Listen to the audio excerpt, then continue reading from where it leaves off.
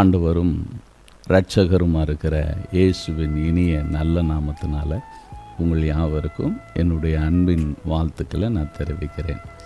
இந்த நாளில் கூட ஏசாயாவுக்கு எழுதின தீர்க்க தரிசன புத்தகம் 9ஆம் அதிகாரம் 6வது வசனத்திலிருந்து நாம் ஒரு சில காரியங்களை பார்க்கலாம். நமக்கு ஒரு பாலகன் பிறந்தார், நமக்கு ஒரு குமாரன் கொடுக்கப்பட்டார், கர்த்தத்துவம் அவர் தோளின் மேல் இருக்கும், அவருடைய நாமம் அதிசயமானவர், ஆலோசனை கர்த்தர், வல்லமையுள்ள தேவன், நித்திய பிதா, சமாதான பிரபு. அருமையான கர்த்தருடைய பிள்ளைகளே, ஆண்டவருடைய நாமம் அதிசயமானவர். இங்கே ஆண்டவருடைய நாமமே அதிசயம் என்று சொல்லுகிறார் ஏசாயா தீர்க்கதரிசி. இயேசு கிறிஸ்து என்கிற அந்த நாமம் அதிசயமானது என்று சொல்லுகிறார். அப்படின்னா இந்த இயேசு கிறிஸ்து என்ற நாமத்திற்கே ஒரு வல்லமை கொடுக்கப்பட்டிருக்கிறது. இயேசு என்று உங்களுடைய நாவுகளில் நீங்கள் உச்சரிப்பீர்கள் என்றால் அந்த உச்சரிப்பில் ஒரு வல்லமை இருக்கிறது என்று வேத புத்தகம் சொல்லுகிறது. அருமையான தேவனுடைய பிள்ளைகளே, இந்த இயேசுன்ற நாமமே அதிசயமானது தான். இதை எபிரேய வார்த்தையில் எப்படி சொல்லப்பட்டிருக்கிறது என்றால் பேலே என்று சொல்லப்பட்டிருக்கிறது. இந்த பேலே என்றால் அதிசயமானவர். அப்படின்னா நாம் பிரமிக்கத்தக்க வியக்கத்தக்க ரீதியிலே தேவன் கிரியை செய்கிறவராக இருக்கிறார். அவருடைய நாமம் கிரியை செய்கிறதா இருக்கிறது என்று அர்த்தம். அருமையான தேவனுடைய பிள்ளைகளே, இங்கே நியாயாதிபதிகளுடைய புத்தகம் 13ஆம் அதிகாரம் 18வது வசனத்தில் மனோவா அந்த தேவதூதனிடத்தில் கேட்கிறார், அவருடைய நாமம் என்ன, நாங்கள் எப்படி புரிந்து கொள்வதற்கு அப்படின்னு சொல்லும் பொழுது அந்த தேவதூதன் அதிசயமானவர் என்று சொல்லுகிறார். அந்த தேவதூதன் பரலோகம் சொல்லி கொடுக்குது, அந்த நாமம் அதிசயமானது, அந்த நாமம் அதிசயமான நாமம் என்று சொல்லுகிறார். பாருங்க, அந்த இடத்துலையும் இதே வார்த்தை தான் பயன்படுத்தப்படுகிறது. பேலே என்கிற வார்த்தை நியாயாதிபதிகள் புத்தகம் 13ஆம் அதிகாரம் 18வது வசனத்தில் பயன்படுத்தப்பட்டிருக்கிறது. இதிலிருந்து நாம் ஒரு காரியத்தை புரிந்து கொள்ளலாம். புதிய ஏற்பாட்டில் கூட அந்த தேவதூதன் அந்த வார்த்தையை சொல்கிறார். என்ன வார்த்தை சொல்கிறார்? அவருக்கு இயேசு என்று பெயரிடு. ஏனென்றால் அவர் தமது ஜனங்களின் பாவங்களிலிருந்து அவர்களை விடுதலை ஆக்குகிறவராக இருக்கிறதுனால அவருக்கு இயேசு என்று பேர். இயேசு அப்படின்ற அந்த வார்த்தைக்குள்ள எவ்வளவு வல்லமைகள் பொருந்திருக்கிறது என்பதை பாருங்கள். அருமையான கர்த்தருடைய பிள்ளைகளே, என்னுடைய வாழ்க்கையில் கூட ஒரு 10 ஆண்டுகளுக்கு முன்பதாக மாரநாதா ஊழியர்களுடைய அங்கே 50வது பொன்விழா ஆண்டு அங்கே நடந்து கொண்டு இருந்தது. அப்பொழுது நாங்கள் இங்கே இருக்கிற தேனி மாவட்டத்தில் இருக்கிற எல்லா ஊழியர்களும் நாங்கள் எல்லாரும் ஒரு டெம்போ பிடிச்சி நாங்கள் சென்னைக்கு போகிறோம். சென்னையில் போய் அந்த ஃபங்க்ஷன்ஸில் நாங்கள் அட்டன் பண்ணுகிறோம். 3 நாட்கள் அந்த ஃபங்க்ஷன் நடைபெறுகிறது. 2வது நாள் இரவில் எனக்கு ஒரு தாங்க முடியாத வேதனை.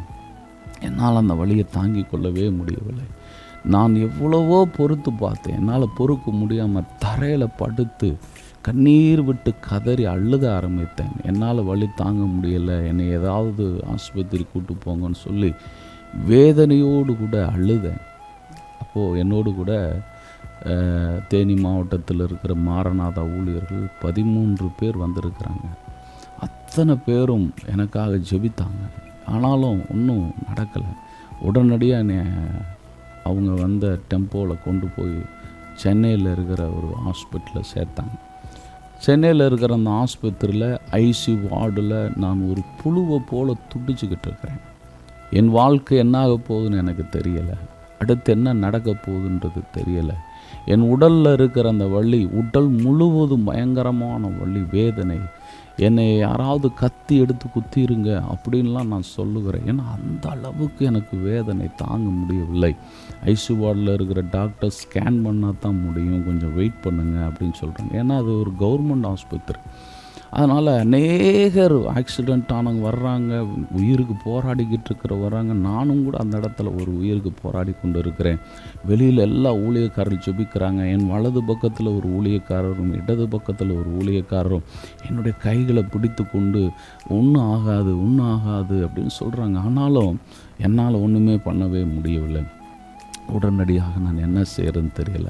என்னுடைய உள்ளம் சொல்லுது என்னுடைய ஜீவன் என்னை விட்டு போக போகுது அப்படின்னு சொல்லிட்டு உடனடியாக நான் என்னுடைய மனைவிக்கு அந்த நைட்டு நான் கால் பண்ணி என்னுடைய மனைவியின் இடத்துல சொல்லுகிறேன், நான் இந்த உலகத்தை விட்டு போகிறவருக்கான நேரம் வந்துருச்சு போல் எனக்கு தெரியுது. அதனால் நான் கடந்து சொல்லுகிறேன், பிள்ளைகளையும் ஊழியங்களையும் நீ பார்த்துக்கோ, பையனை எப்படியாவது ஊழியம் செய்ய வை அப்படின்னு சொல்லி இப்படியெல்லாம் நான் பேச தொடங்கிட்டேன். பாருங்கள், அப்படி பேச தொடங்கின மாத்திரத்தில் என் கண்களிலிருந்து கண்ணீர் தார தாரையாய் வந்து கொண்டு இருக்கிறது.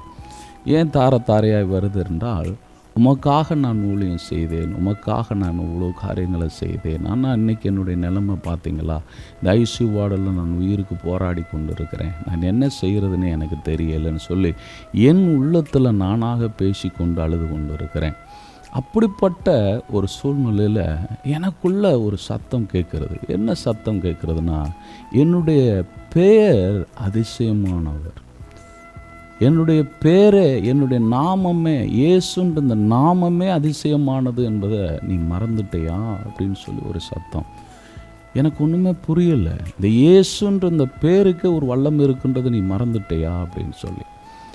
நீங்கள் சொன்ன ஆச்சரியப்படுவீங்க, நான் என்ன ஜெபமே பண்ணவே இல்லை. ஏன்னா என் பக்கத்தில் ஊழியக்காரர்கள் இருக்கிறாங்க, எனக்கு ஒன்றுமே ஜெபம் பண்ண முடியல, ஏன்னா வார்த்தைகள் இல்லை. நான் ஒரே ஒரு வார்த்தை தான் திரும்ப திரும்ப திரும்ப திரும்ப சொன்னேன், ஏசு ஏசு ஏசு ஏசு. இந்த வார்த்தையை நான் திரும்ப திரும்ப சொல்ல ஆரம்பித்தேன். ஐசியூ வார்டில் நான் படுத்திருக்கிற படுக்கை பக்கத்தில் ஒருத்தர் ஆக்சிடெண்ட்டில் மூச்சு விட முடியாமல் ஒரு பெரிய பலூன் அவருக்கு ஆக்சிஜன் கொடுத்துக்கிட்டு இருக்கிற மாதிரி இருக்குது. இந்த பக்கம் ஒருத்தர் துடிக்கிறார். என்னுடைய கண்களை பரத்துக்கு ஏறெடுத்து ஏசுன்றது பேரை மட்டும்தான் நான் சொன்னேன். அப்படியே ஒரு வல்லமை உச்சியிலிருந்து உள்ளங்கால் வரைக்கும் அப்படியே என் சரீரத்துக்குள்ளே போனதை நான் உணர்ந்த மாத்திரத்தில் அந்த வலி, அந்த வேதனை, அந்த எல்லாம் என்னை விட்டு கடந்து போயிடுச்சு. எல்லாம் கடந்து போயிடுச்சு.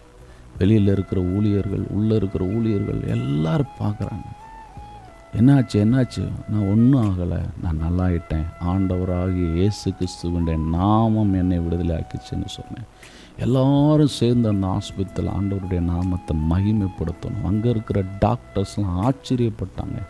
என்ன ஆச்சு? ஒன்றும் ஆகலை, ஆண்டவராக இயேசு கிறிஸ்து எங்களுக்கு சுகத்தை கொடுத்தார், அவருடைய நாமம் இன்னைக்கும் உங்களையும் சுகமாக்குன்னு சொல்லி அங்கே இருக்கிற ஐசியூ வார்டில் இருக்கிறவங்கள்ட்டெல்லாம் சொல்லிட்டு வரும்படியான ஒரு கிருபையை தேவன் எங்களுக்கு கொடுத்தார்.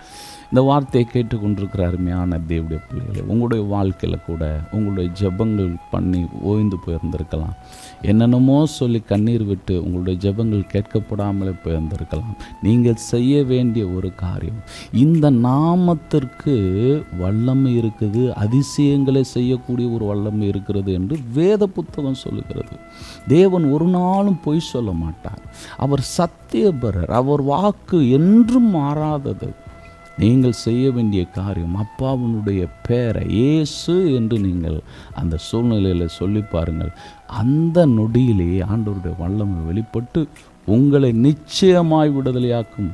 இந்த வார்த்தையை கேட்டுக்கொண்டிருக்கிற எல்லா தேவனுடைய பிள்ளைகளும் உங்களுக்காகவே அந்த நாமம் கொடுக்கப்பட்டிருக்கிறது. நீங்கள் அதை பயன்படுத்த வேண்டும் என்பதற்காகத்தான் கொடுக்கப்பட்டிருக்கிறது. அதனால தான் இயேசு கிறிஸ்து கூட சொன்னார், இந்த நாமத்தினால வியாதிகளை சுகமாக்குங்க, இந்த நாமத்தினால பிசாசுகளை துரத்துங்க. பாருங்கள், இந்த நாமம் அதிசயமானது, பேலே. இந்த நாமத்தை நீங்கள் பயன்படுத்துங்கள், நிச்சயமாக நீங்கள் விடுதலை அடைவீர்கள், ஆசீர்வாதமாகவும் இருப்பீர்கள். God plus.